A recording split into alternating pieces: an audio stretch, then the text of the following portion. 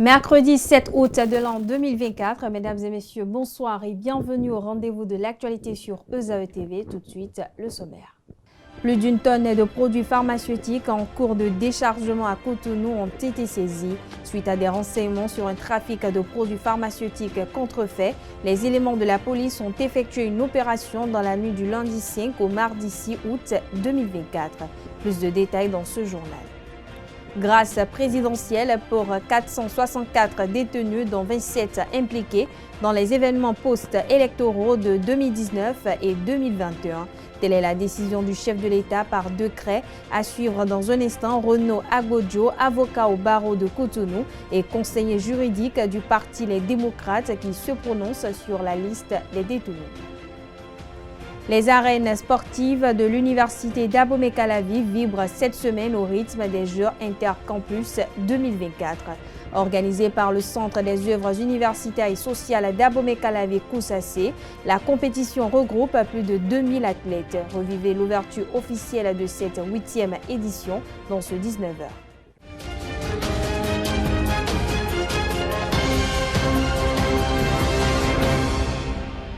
À nouveau, bonsoir. Merci de nous recevoir chez vous avec cette livraison de l'actualité. Saisine d'une quantité importante de produits pharmaceutiques en cours de déchargement à Pondéou, à Akpakpa, dans la ville de Cotonou. La saisie fait suite à une opération menée par les éléments du commissariat de l'arrondissement de Pondéou dans la nuit du lundi 5 au mardi 6 août 2024, suite à des renseignements sur un trafic de produits pharmaceutiques contrefaits. La police a été informée d'un déchargement suspect en cours dans une maison située au quartier Pondéou à Akpakpa. Sur la base de ces renseignements, des éléments de la police se sont dépêchés sur les lieux. Lors de la fouille, les forces de l'ordre ont découvert un appartement transformé en entrepôt illégal de produits pharmaceutiques contrefaits. Au total, plus d'une tonne de produits ont été saisis. Les forces de l'ordre ont également intercepté une camionnette à l'effigie de la Sobebra qui a été utilisée pour le transport des produits prohibés. Ils ont saisi également des casiers de billets utilisés pour couvrir et dissimuler les produits transportés. Une personne a été arrêtée, mais deux autres, dont le conducteur de la camionnette, ont aussi pris la clé des champs. Les investigations sont en cours pour identifier toutes les personnes impliquées dans ce trafic illégal. Le Bénin accueille du 8 au 10 août 2024 la 5e édition du Forum international de la démocratie participative en Afrique au Palais des Congrès de Cotonou. En prélude à cela, le maire de la ville de Cotonou, Luc Setonji Atropo, président de l'Observatoire international de la démocratie participative d'Afrique, a animé une conférence de presse ce mercredi pour lever un coin de voile sur les objectifs. Suivez ses propos au micro de Anedo. Le thème central de ce forum 2024 est citoyenneté et démocratie participative comme levier de relance dans un contexte de crise géopolitique, économique et de transition. Ce forum de Cotonou donnera l'occasion aux acteurs de la décentralisation, de la gouvernance et du développement local d'échanger sur la citoyenneté, la démocratie participative, afin d'élucider les enjeux actuels liés aux crises géopolitiques, économiques et de transition en Afrique. À travers des échanges d'expériences et de bonnes pratiques, il s'agira de trouver des approches innovantes pour relancer les sociétés démocratiques et renforcer la participation citoyenne. Ainsi, les objectifs fixés sont réfléchir sur la citoyenneté active et la participation démocratique comme moyen de consolidation des acquis démocratiques et de renforcement de la cohésion sociale en Afrique et dans le monde. Partager les expériences, les enjeux, les avancées et les limites des processus de démocratie participative sur le continent. Favoriser le benchmarking, l'échange sur les bonnes pratiques et la connexion entre les collectivités territoriales et différents acteurs de la démocratie participative. Élaborer des recommandations concrètes et des pistes d'action pour favoriser une démocratie participative efficace et inclusive. Les travaux seront sanctionnés par la déclaration de Cotonou qui permettra à nos États et aux collectivités territoriales du continent de régler une fois pour toutes les questions de citoyenneté engagée, de participation citoyenne, deux socles de la démocratie permettant de dynamiser nos économies et d'aboutir à une justice sociale et économique pour tous les Africains heureux de vivre sur une terre d'avenir. Le FIDEPA 5 nous permettra de nouer de nouveaux partenariats et de consolider les liens entre les villes et les collectivités territoriales pour que vive la solidarité entre les peuples. Dans le même registre, le secrétaire général de l'Observatoire international de la démocratie participative, Bachir Kanouté, a évoqué les atouts de la 5e édition du FIDEPA pour le Bénin. Il s'exprime toujours au micro de Aneldo. Politiquement, on va lire la déclaration de Cotonou et M. Luc Atropou-Waela parlera au nom de plus de 2000 maires d'Afrique. Ça, c'est une retombée politique extraordinaire qu'on ne mesure pas à sa juste mesure. C'est vrai que l'Afrique a souvent des problèmes de rendre visible ce que nous faisons. Retombée économique, vous l'avez dit, je pense qu'avec tous ceux-là qui viendront, l'économie locale peut être dopée. La coopération décentralisée, vous l'avez souligné, mais surtout, ce qu'il y a à noter, c'est que Cotonou va être un tournant. J'ai campé le contexte en prenant la parole une première fois, en disant que nous sommes dans un contexte de transition globale. Dans ce contexte de transition globale, il y a de multiples défis qui se lèvent. Il y a de multiples défis qui nous rattrapent. Et autour de ces défis, nous apporterons pendant 48 heures une réflexion profonde pour dire comment est-ce qu'on peut faire face à ces transitions-là, comment est-ce qu'on peut faire face à ces défis, et surtout quelles sont les réponses des territoires pour affronter ces défis-là. Un défi n'est qu'un défi, c'est à nous de le transformer en opportunité pour pouvoir s'appuyer là-dessus et le développer. Et donc, la déclaration qui sera lue à Cotonou va être envoyée à l'Union africaine, puisque nous co-organisons cet événement avec l'Union africaine, va être envoyée à la CEDEAO et à l'UEMOA, mais surtout, elle va être envoyée à l'ensemble des 8 chefs d'État des pays de l'UEMOA, à l'ensemble des 8 ministres en charge de la décentralisation et de la gouvernance et des collectivités territoriales dans les pays de l'UEMOA. Et donc, c'est quand même un tournant important et ça laissera de manière indélébile le nom de Cotonou dans tout ce qui va concerner le mouvement municipal, dans tout ce qui va concerner la décentralisation, son évolution et surtout comment est-ce que nous allons l'accompagner. Je pense que ça prend en compte la question qui a été soulevée aussi par l'adjoint du maire. L'Afrique a besoin d'écrire son narratif. Le gros problème que nous avons, c'est que notre narratif n'est toujours raconté par les autres. C'est important qu'on puisse changer cela. Et le changer, c'est aussi faire remonter à la surface ce qui se fait dans nos territoires. Ma première mission à Cotonou, c'était en 94 ou 95. Quand on voit ce qui s'est passé, puisqu'on avait un programme sous-régional qui couvrait 6 pays, et le Bénin en faisait partie, quand on regarde Cotonou aujourd'hui, on est émerveillé par tout ce qui a été fait. Et donc c'est pour moi l'occasion de féliciter le maire, de féliciter les autorités à haut niveau, puisque je sais qu'en Afrique, quand on parle de décentralisation, c'est bien, mais très souvent, là où l'impulsion vient, là où le soutien, l'accompagnement vient, c'est au niveau de l'État.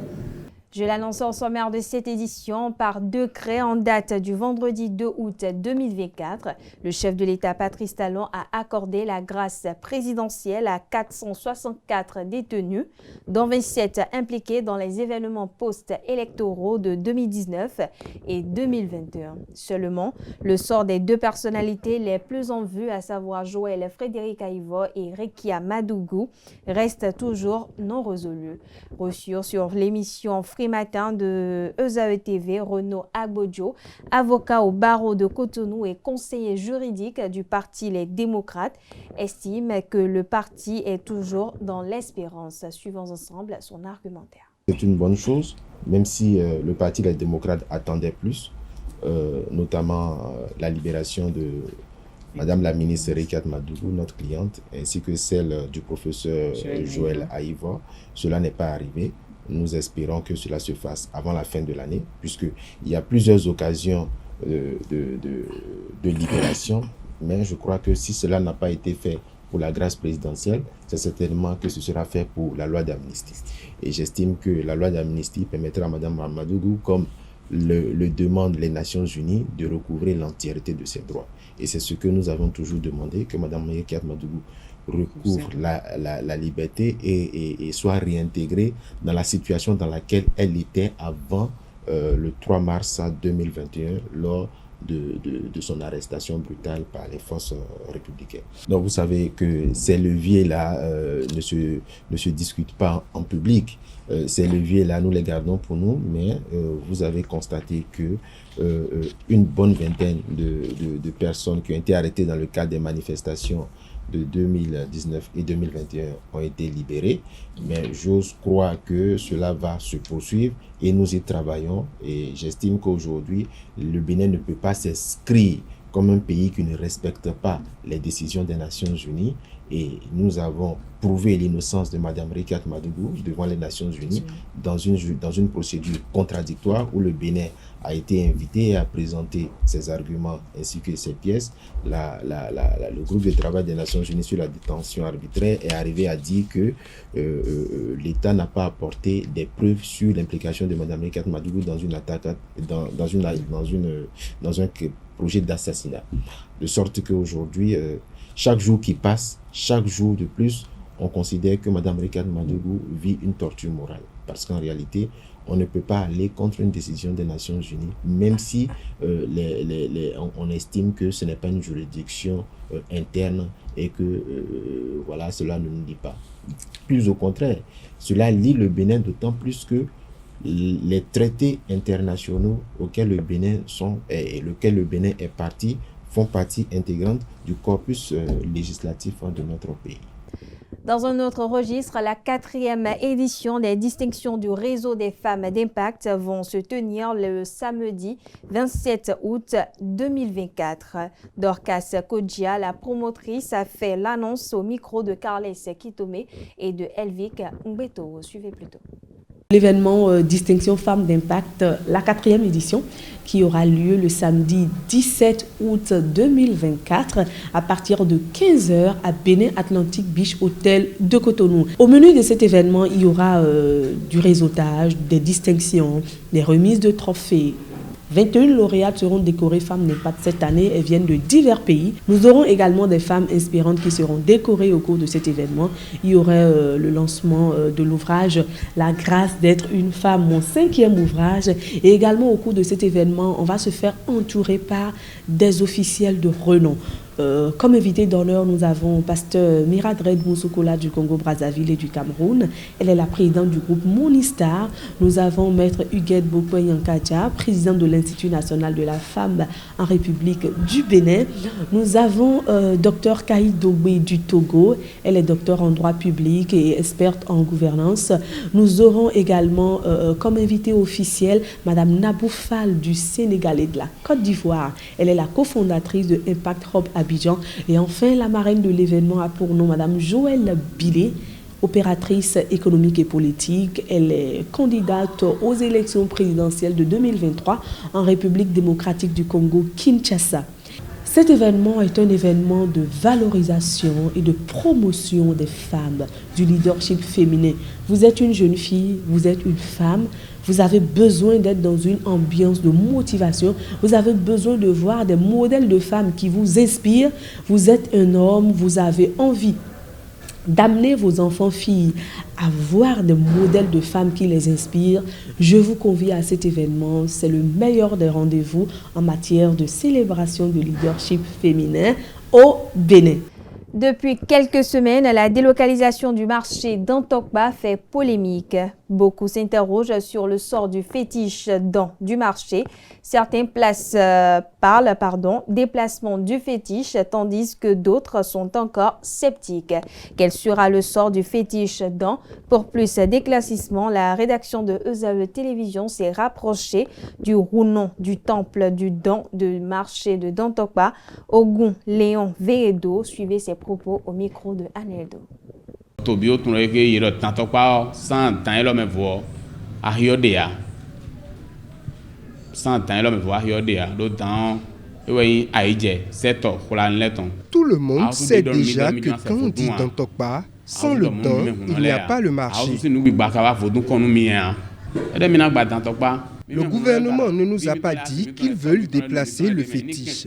Ils ont dit vouloir casser le marché. Et pour cela, nous l'avons imploré pour nos femmes et nos parents qui viennent dans ce marché.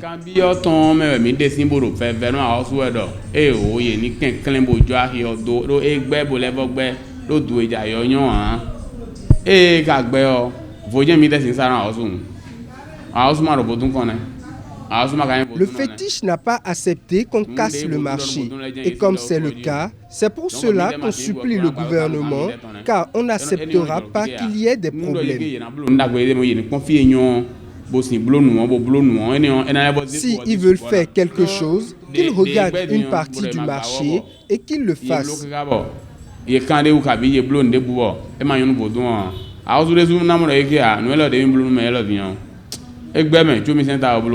Donc,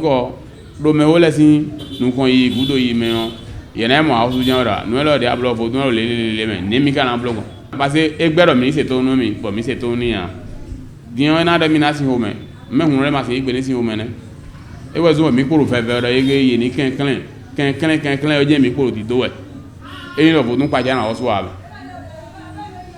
donc mais bien 5 gloire mi d'aide à 45 ans et quand les voyons mi donc commander à soir mi la check pas ni ouais trop loin na do trop loin mi c'est bon tenez la guinde ya fini ouais quand le fétiche est venu, c'était à Misebo.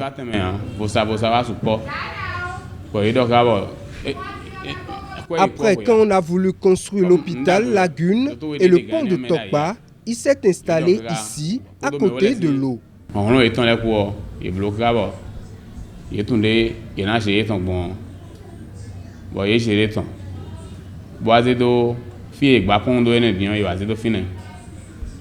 Finalement, on doit conséquent. Il va jambe pont, nous y bloquons le casio. Jamais il y a un monde de bois. Aïe, 0. Kodo yi do kaka nous un voiture nous y voit. Ndé me hochi le do et do ni. Boy, you ado ka wa do kwere. Mi kun ndé boy dans nos amis bon zeblo c'est pied na o. Bon faux. Kodo nous bi ko kaka boy wa da yon, il nous amis do fi. E ka info tune bo. Fie torio e jenono bolando wada gwenu gbeo e do fie lo e ndo nu kunte okono fie lo de mi jedinyo adigba ahio de na do mi de ahi modon kuna so no to de bu mi ro gbeo mi o nugbo mi mo do egbe ta to pa do un so do e do pe ide ya ta ro fi dinyo azo wa ton de bu o fi fa mi no azo do e we zumbo to sinto e jenono me bi ni basi fi fa bonu oya gboji do mi lo nu bi owe a house we do yege ni ken bojo mele do ahio menu mi nu eni o mi ko bi o janwe ko eton de do e den le a house ni ma on demande au gouvernement de laisser les personnes dans le marché dans Tokpa. On demande avec des supplications. Fide na mo kwere bla ba bolo to ro mo we na yun mi on ma o de su na de ali vodun de su na de akwesin ali ni mo e na ba go bene to oblo bo nu gbeto ya ro bene de ku jo yan wa ro le aji men ka blo gan le si wonu ni le yon de e bo yin ko to na kura ga itegbe. Et puis on parle société à présent, l'argent est souvent présenté comme une cause nécessaire mais non suffisante de bonheur, indispensable pour se libérer de la crainte de manquer de l'essentiel, à savoir se nourrir, se loger.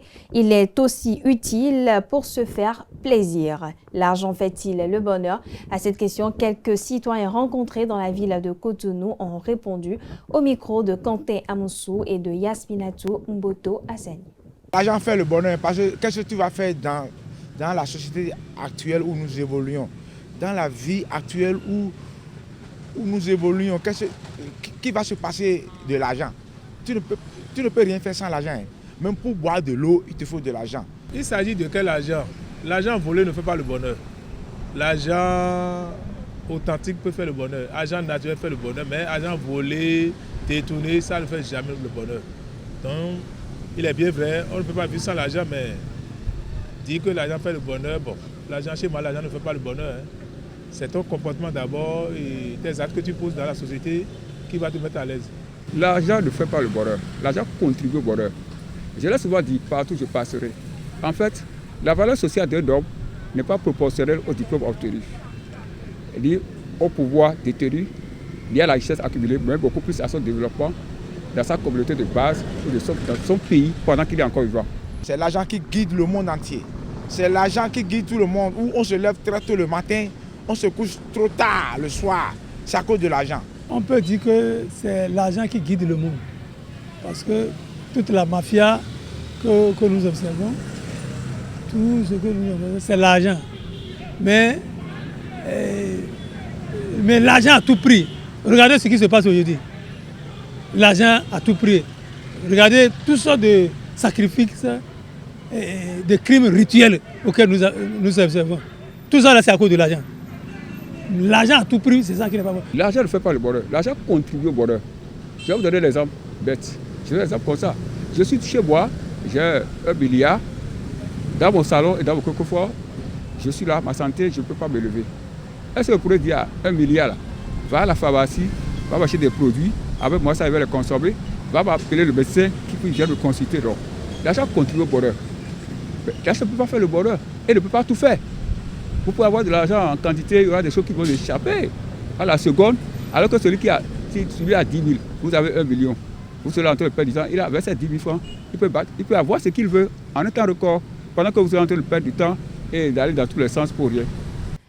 Parlons toujours société, l'intimité conjugale fait référence à une qualité de la relation et correspond à la manière dont les deux partenaires gèrent mutuellement l'ouverture de leur monde intérieur à l'autre ainsi que la proximité affective entre eux. Dans l'élément à suivre, quelques citoyens béninois se sont prononcés s'il faut oui ou non tout se dire dans un couple. Ils s'expriment au micro de Nansérine Fatoumbe, Quentin Amonso et Francis Farami. La femme et l'homme sont un dans le Seigneur. La femme est la moitié de l'homme dans le Seigneur. Donc il peut tout se dire si la femme est croyante, si elle a le cœur, elle a la foi. La femme est condamnée de tout dire à son mari, puisque c'est le mari qui est le chef du foyer. Et au retour maintenant, le mari n'a pas le droit de tout dire. La société dans laquelle nous sommes, ça cache certaines choses à la femme. Mais moi, je ne sais pas ce que tu veux cacher. Normalement, on ne doit pas tout dire à la femme. Mais la femme est plus informée que l'homme. Ici, c'est le Bénin. Et quand on dit béninois là, je dirais chaque famille a ses règles. Quelqu'un qui a une femme dans une famille, il doit avoir des réserves. Vous connaissez la nudité de chacun d'entre vous. Vous formulez des projets ensemble. Qu'est-ce que vous avez à vous cacher? Le mari doit faire connaître son salaire à sa femme, et dans le sens contraire, de même que la femme. C'est l'homme qui est parti se marier avec la femme. La femme peut te laisser à toute heure, à tout moment. Donc ça revient à toi, de l'homme, de garder certains secrets à côté. Si tu livres totalement à la femme, si tu te laisses, ben tu es parti comme ça. Nous, on reste avec des toins. Ils nous racontent. Tu as vu, j'ai dit telle chose à une femme. Mais finalement, quand on ne s'est pas entendu, il y a une bagarre entre nous. Elle a pris par là et elle m'a eu. C'est comme ça moi je suis. Hein. Si je vais à Porto-Novo, je dis à ma femme que je suis à Guézin. C'est ça. C'est comme ça. Si elle me voit, elle me voit. Comment tu vas mourir vite. Et puis on parle sport dans cette édition. Les arènes sportives de l'université d'Abomey-Calavi vibrent toute cette semaine au rythme des Jeux Intercampus 2024. Organisé par le Centre des œuvres universitaires et sociales d'Abomey-Calavi COUS-AC, la compétition regroupe plus de 2000 athlètes en football masculin, basketball masculin et féminin, handball féminin, Scrabble et handisport. Revivez l'ouverture officielle de cette 8e édition avec Setondélarius Adjagüena.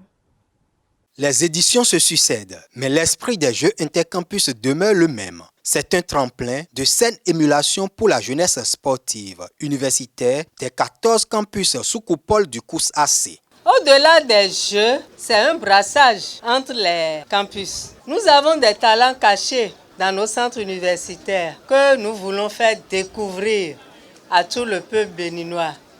C'est pour ça que cette année, nous avons invité les responsables de fédération pour qu'ils viennent détecter les talents. Nous avons plus de 1000 athlètes qui sont là. À cette 8e édition, les étudiants para-athlètes intègrent les jeux avec le goalball et le handisport. Il faut qu'ils se sentent parmi nous, qu'ils fassent les jeux comme tout le monde. Parce que nous sommes tous des handicapés ambulants, en attente. Pendant cette 2e semaine du mois d'août 2024, les participants représentant l'UAC, l'UNA et l'UNESTIM vont exprimer leur talent en football masculin, basketball masculin et féminin, handball féminin, en Scrabble et dans 2 disciplines de handisport.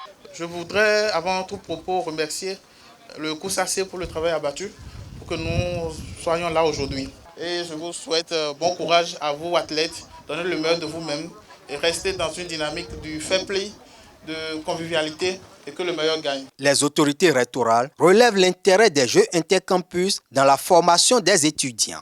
Ces Jeux représentent le prolongement ou bien marquent la fin de l'année académique. Je crois que les étudiants se sont donnés tout le long de l'année académique et je crois que c'est le moment de se déstresser. Je voudrais remercier la DECOUS pour tout le travail abattu, remercier le DEA et dire que l'UNA est avec vous. Avant le lancement officiel des 8e Jeux intercampus, le COUSAC a présenté le contenu de cette édition. Les prix à remporter lors d'une conférence de presse au Resto Bide. Toujours dans le même registre, le COUSAC a harmonisé les récompenses à remporter par les vainqueurs à ces Jeux intercampus. Plus de précision avec le directeur adjoint et l'agent comptable. Avant, le football était considéré, a été toujours le sport roi. Mais on fait une démarcation entre les prix, entre les récompenses par rapport aux autres disciplines. Donc cette année, maintenant, la DECOUS a dit on harmonise tout. Donc c'est les mêmes récompenses au niveau de toutes les disciplines, surtout en ce qui concerne les sports collectifs. Pour les lauréats, premier prix, deuxième prix et troisième prix. Comme le DA vient de le dire, c'est que toutes les équipes, les lots là sont au même niveau. C'est-à-dire que, comme que ce soit pour les équipes, les disciplines de Scrabble, football, basketball, handball, les prix sont les mêmes. Que ce soit ceux qui sont sur le palier de premier prix, deuxième prix et troisième prix. Pour le premier prix, c'est une enveloppe de 200 000. 300 000 du moins, deuxième prix, une enveloppe de 200 000 et troisième prix pour une enveloppe de 100 000. Pour les lots de consolation, ça varie de 50 000 à 10 000. Vous savez que pendant longtemps, l'université a été le label du sport national. Et nous rêvons encore vraiment de ce label. Donc voilà pourquoi Madame la DECOUS a rénové les Jeux intercampus pour qu'on puisse avoir des équipes compétitives. Pour finir cette édition, la Fédération béninoise de boxe FEBEBOX a tenu ce mercredi 7 août 2024 son conseil fédéral au titre de l'année, au titre de la saison 2023. Les travaux se sont déroulés au siège de l'instance à Cotonou. Le reportage est signé Seton Delarios Adjagoueno. La gouvernance de la Fédération béninoise de boxe FEBEBOX est saine et ne souffre d'aucune ambiguïté lors de la saison 2023. À l'unanimité, le Conseil fédéral a adopté les rapports d'activité et financiers du comité exécutif du président Pierre-Léonard Rinvi. Ce qui m'enchante, c'est que quand les débats ont été ouverts, nous avons suivi vraiment la satisfaction des uns et des autres et qui ont souhaité et que nous continuions dans ce sens parce que ils se sentent désormais concernés. Ils ont constaté que c'est la démocratie désormais que nous mettons en branle, que nous mettons en vogue. Ils ont compris que c'est la transparence désormais au niveau de notre fédération De l'organisation des compétitions statutaires à la participation du Bénin aux rendez-vous internationaux, en passant par la tenue régulière des réunions de l'exécutif et l'installation des ligues départementales et autres organes de gestion de la boxe au Bénin, l'équipe fédérale a travaillé à créer un environnement propice à la renaissance du noble art. Il y a un travail inouï qui est abattu. Je pense que tous les conseils étaient très contents de ce qui a été fait. Ce qui a été fait ne s'est jamais fait encore au Bénin. Donc il y a du beau. Et la boxe béninoise a de l'avenir. Sincèrement, nous sommes très contents de ce que nous avons constaté au cours des travaux. Et nous sommes fiers de ceux que nous avons à la tête de la boxe béninoise. Le ministre des Sports Benoît Dato, par la voix du directeur du sport d'élite, dit un satisfait aux acteurs de la boxe béninoise. Je voudrais d'abord saluer et féliciter tous ceux qui sont ici. Le président et l'ensemble de son bureau pour le formidable travail qui est abattu. Aujourd'hui, vous aviez un siège et pour nous, c'est une très très bonne chose. Les autres fédérations qui n'en disposent pas doivent prendre cela comme exemple. Un effort est fait aujourd'hui pour équiper la fédération, équiper les boxeurs parce qu'on a besoin vraiment de cela. Vraiment, président, merci. Merci pour le travail qui est fait. La boxe béninoise doit renaître. Dans ce pays, il y a quelques années, nous comptons jusqu'à 7 champions d'Afrique. Alors, chers amis, travaillons. Tout est possible lorsqu'on travaille. C'est à cela que je vous convie. L'exercice 2023 clos avec la tenue de ce conseil fédéral. La saison 2024 s'annonce sous de meilleurs auspices. Voilà, chers internautes, ainsi prend fin cette édition. Merci de l'avoir suivi, merci de votre fidélité. Belle suite de programmes en compagnie de EZL TV.